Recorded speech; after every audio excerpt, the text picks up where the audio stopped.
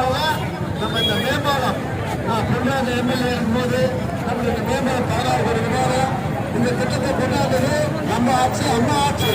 அதே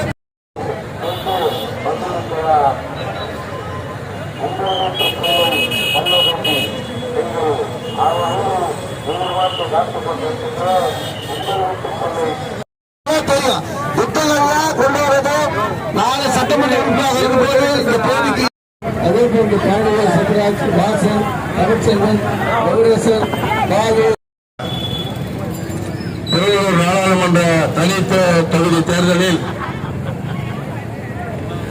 உங்களிடையே வாக்கு கேட்க வருகை தந்திருக்கும் உங்கள் அனைவருக்கும் முதற்கண் நன்றியை வணக்கத்தை தெரிவித்துக் கொண்டு பெருந்திலாக வருகை தந்திருக்கும் வாக்காளர் பெருமக்களுக்கும் இந்த பகுதியினுடைய வியாபார பெருமக்களுக்கும் பொதுமக்களுக்கும் நன்றி வணக்கத்தை தெரிவித்துக் கொண்டு சிறப்பாக பணியாற்றிக் கொண்டிருக்கும் நாங்கள் இந்த ஆட்சி மாற்றத்தை ஏற்படுத்தி தீர்வோம் என்று கங்கணம் கட்டி பணியாற்றிக் கொண்டிருக்கும் அண்ணா திராவிட முன்னேற்ற கழக நிர்வாகிகளுக்கும் தொண்டர்களுக்கும் தேசிய முற்போக்கு திராவிட கழக நிர்வாகிகளுக்கும் தொண்டர்களுக்கும் கூட்டணி கட்சி நிர்வாகிகளுக்கும் தொண்டர்களுக்கும் அதே போன்று இன்னைக்கு பல்வேறு கருத்துக்களை அண்ணன் அவர்கள் சொன்னாங்க, மதமன்னர் சொன்னாங்க, ராஜாண்ணன் சொன்னாங்க.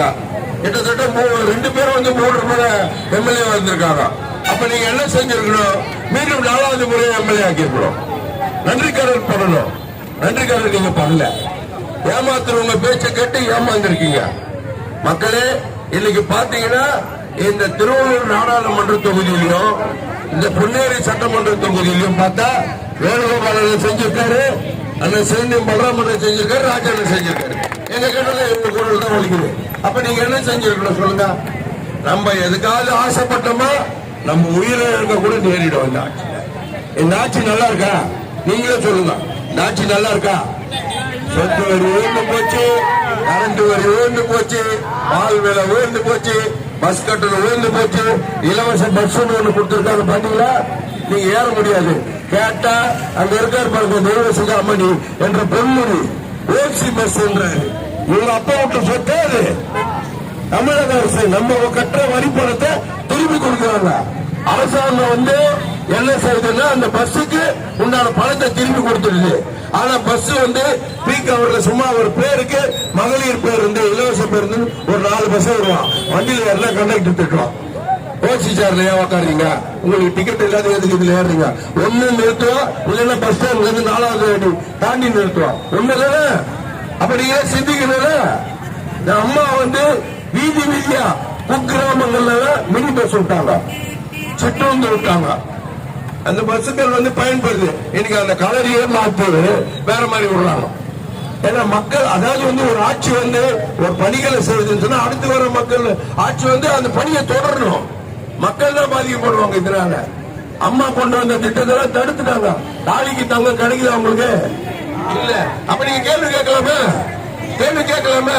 மீண்டும் எடப்பாடியார் கொண்டு வர்றாரு, நிச்சயமா கொண்டு வர்றாரு. 100 நாள் வேலை வாய்ப்பு திட்டத்தை 150 நாளா கொண்டு வரன்னு சொல்லியிருக்காரு. 450 ரூபாய் சம்பளம் சொல்லியிருக்காரு. அதே மாதிரி பாத்தீங்கன்னா இங்க பல்வேறு திட்ட பணிகள் நடைபெற்று இருக்குது. நான் வாய்ப்பு கிடைக்குமான்னு தெரியல செய்யறதுக்கு. எல்லாத்தையுமே முடிச்சு வச்சிருக்காங்க. நம்மளுக்கு இன்னைக்கு திருவள்ளூர் மாவட்டம் முழுவதுமே நிறைய சாலைகள் சரியில்லாம இருக்கு.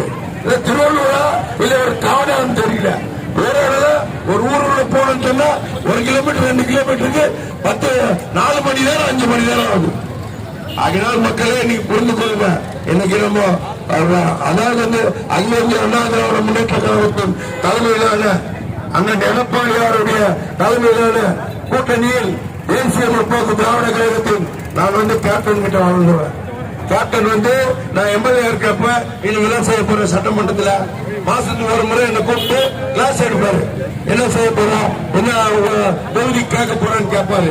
இன்னைக்கு அதே மாதிரி அண்டியார் கேட்பாங்க. என்ன கேட்பாங்க.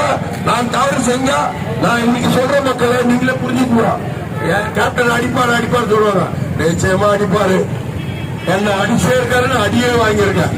தவறு செய்யற பட்சத்துல அடிப்பாரு. அப்பா புள்ளி அடிக்க மாட்டாரா, அண்ணன் தம்பி அடிக்க மாட்டாரா? அதனால அடிச்சு திருத்தது தப்பு கிடையாது.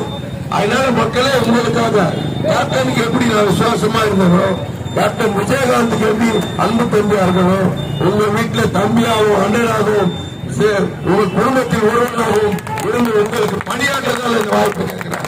அதனால் நீங்கள் ஆட்சி மாற்றத்தை கண்டிப்பாக தரணும். முரசு சின்னத்துக்கு வாக்களிக்கணும். எஸ்டிபிஐ கட்சி, புதிய தமிழகம், புரட்சி பாரதம், இன்னும் சொல்லிக்கொண்டே போகலாம். கூட்டணி இந்திய குடியரசுக் கட்சி, மக்கள் தேசம் ஆகிய கூட்டணியின் சார்பில் நாம் களவிலகி இருக்கிறோம். அண்ணன் எடப்பாடியாரின் ஆதரப்பட்ட சின்னமான முரசு சின்னத்துக்கும் அந்நியாரோட ஆதரப்பட்ட சின்னமான முரசு சின்னத்துக்கும் மறந்தும் வாழ்ந்து கொண்டிருக்கும் புரட்சிகளுக்கு விஜயகாந்த் பற்றி உங்களுக்கு சொல்ல தேவையில்லை. இன்னைக்கு நாட்டு மக்களே அவர் இல்லாம இருக்காரு இருக்குதுன்னு சொல்லிட்டு வருத்தப்படுறீங்க. அவருக்கு நீங்கள் செய்யும் நன்றிக்காரராக எனக்கு ஒரு வாய்ப்பை தாருங்கள். உங்களுக்காக பணியாற்றுகிறேன். அதுவே அண்ணன் எடப்பாடியார் சொன்னது போல் ஒற்றை வீரரால் ஓங்கி அடிப்போம், முரசு சின்னத்துக்கு வாக்களிப்போம் என்று கூறிக்கொண்டு வருகின்ற 19ஆம் தேதி என்று 3ஆம் முரசு கொட்டி 3ஆம் உள்ள மட்டனை அழைத்து கொட்டும் முரசு கொட்டி 2026 அண்ணனை முதலமைச்சர் ஆக்குவோம் என்று கேட்டுக்கொண்டு வாய்ப்பளித்த நல்லவர்களுக்கு நன்றி. எல்லா முரசு வாக்களிக்கலாம். தாய்நாட்டுக்கு நன்றி.